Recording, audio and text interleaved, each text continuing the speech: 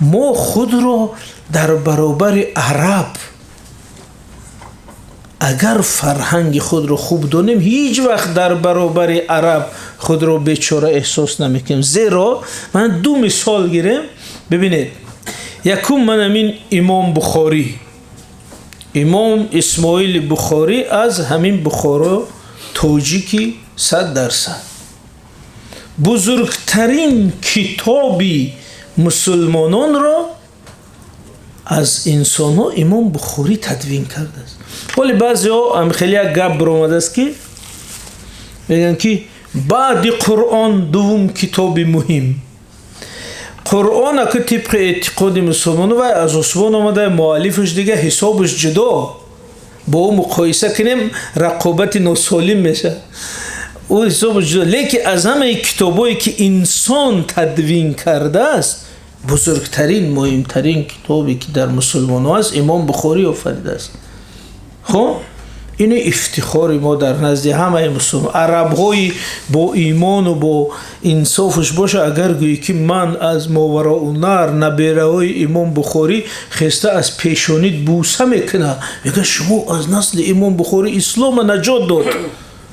اگر اسلام قریب بود تحریف میشه، چون که همین امام بخاری 300,000 حدیث پیغمبر جمع کرده، 6,000ش همچون حدیث صحیح و درست اثبات کرده است. یعنی تصور کن 294,000 حدیث دروغ برآمده بوده است. اگر همین امام بخاری جمع کرده درش نمیبست که این همه حدیث ها، ممکن که عموما میلیون حدیث میبرآمد از نام پیغمبر، کش همیشه تمام. بنابراین امام بخاری این نجاتی همی سنت انجام داد. چخیل که خلیفه عثمان قرآن جمع بست کرد، نسخه های ویرونش سوزاند، گفت که این همین نسخه اساسی حدیث ها را امام بخاری هم خیلی کرده است. دوم، امام ابو حنیفه پدری همه ما، بینید که 800 میلیون نفر مسلمان در جهان هر سحر روش دستش بر روش یاد دادگی یک تاجیک میشوید. من ما 1,400,000,000 مسلمان داریم در جهان. از همین 800 میلیون نفرش پیرو مذهب حنفی است.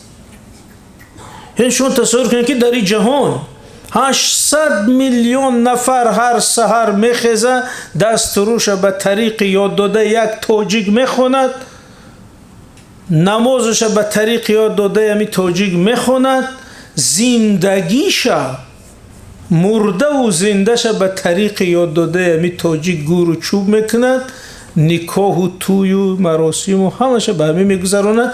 نامش مذهبی حنفی و همین قدرت یک تاجیک است که این خیلی آفریده است و جهان نیمی اکثر دنیای عرب هم حنفی است.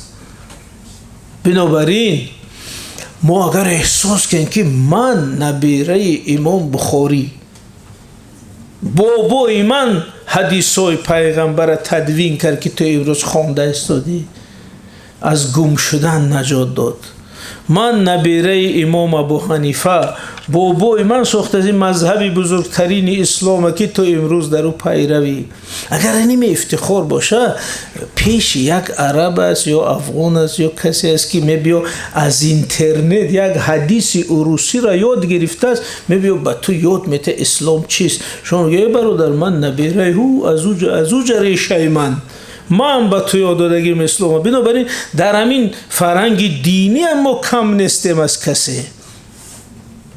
از همین رو اگر انمون افتخار ملی در هر یک تاجیک باشد و هیچ وقت پیرو و تابع و چیزان نمیشد.